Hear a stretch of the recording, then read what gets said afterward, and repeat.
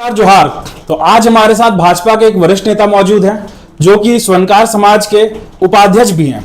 तो आज हम इनसे कुछ सवाल जवाब करेंगे और सवाल जवाब काफी तीखे होने वाले हैं, क्योंकि जाहिर सी बात है, सबसे पहले तो इन्हें बधाई देंगे कि मोदी सरकार ने अपना तीसरा टर्म शुरू तो किया है, लेकिन पिछली बार जो बहुमत थी मोदी सरकार की, उस बहुमत से कुछ कमी रह गई है इस बार बीजेपी खुद से बहुमत में नहीं है, 240 सीटों पर सिमट कर रह गई, जो पार्टी पिछली बार 303 सीटों पर थी।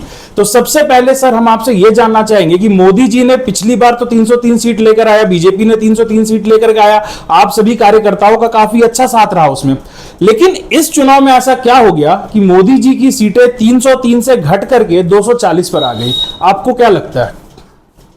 देखिए, 340 पर आ गई वैसी बात नहीं है। भारतीय जनता पार्टी का आज भी अकेला जो देखिएगा तो 240 सीट सबसे बहुमत के साथ उभर के आई है और 99 सीट विपक्षी को आया है, कांग्रेस पार्टी को।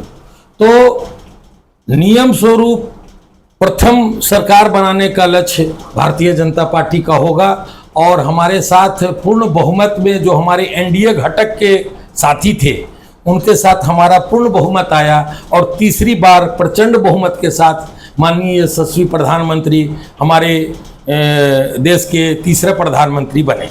आपको ज्ञात होगा कि तीसरी बार प्रधानमंत्री बनने वाले पहला जवाहरलाल नेहरू जी थे और दूसरी ये कृति बनाए हैं हमारे माननीय नरेंद्र मोदी जी की तीसरी बार उन्होंने प्रधानमंत्री पद का शपथ लिया।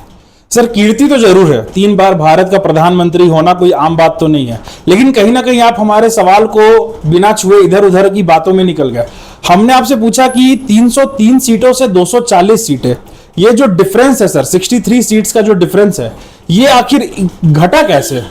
क्या कमी रह गई थी? का कारण देखिए बहुत तरह का हो सकता है। विपक्षी पार्टियां जैसे कि वो पूरे देश का दौरा किए और राहुल गांधी जी ने लोगों को दिग्भ्रमित करने का कार्य किया। उन्होंने कहा कि गांव के लोग काफ़ी अशिक्षित होते हैं और उनको कहा गया कि लाख रुपया सालाना मिलेगा, 8,500 रुपया प्रति माह दिया जाएगा। तो लोग उनके बात में आ गए कि नहीं, कांग्रेस की सरकार बनेगी तो 8,500 रुपया महीना मिलेगा, 1 लाख रुपया सालाना मिलेगा। लोग उसको दिग्भ्रमित होते हुए लोग कुछ उधर वोट गया और जिसके कारण है सो थोड़ा वोट हमको लगता है कम आया। लेकिन आज लोगों को यह आभास हो गया है कि कांग्रेस पार्टी लोगों को केवल दिग्भ्रमित करने का कार्य करती है और मूर्ख बनाने का कार्य करती है। आज समझ में आ गया, आने वाला दिन में हम लोग हो सकता है कि 400 पार हम लोग सीट लाएंगे। तो सर, इसी साल झारखंड में विधानसभा चुनाव होने वाले हैं, आपकी पार्टी की तरफ से क्या रणनीति बनाई जा रही है? पार्टी हम लोग झारखंड में पूर्ण बहुमत से हम लोग सरकार बनाएंगे। तो इसमें अभी तक कुछ रणनीति बनी है, कुछ आप बताना चाहेंगे? हाईकमान इसका निर्णय लेंगे, जो प्रदेश के जो अध्यक्ष हैं और जो वरिष्ठ पदाधिकारी हैं उनका निर्णय सर्वमान्य होगा। और हमारे पार्टी में नीचे से ऊपर स्तर तक बात को रखा जाता है। जो दिल्ली हाईकमान हमारा जो फैसला करेगा, प्रदेश हाईकमान जो फैसला करेगा, वही हमारा सर्वमान्य होगा। झारखंड के जितने भी संगठन के पदाधिकारी हैं उसी को मानेंगे और उसी के आधार पर कार्य होगा। और मैं आपको आश्वस्त करता हूं कि आने वाला दिन में जो विधानसभा चुनाव होगा उसमें पूर्ण बहुमत से भारतीय जनता पार्टी आएगी और भारतीय जनता पार्टी की सरकार बनेगी। तो सर, आप एक स्वर्णकार समाज से आते हैं, आप अपने समाज की तरफ से कुछ मांगों को रखना चाहेंगे क्या सरकार के सामने?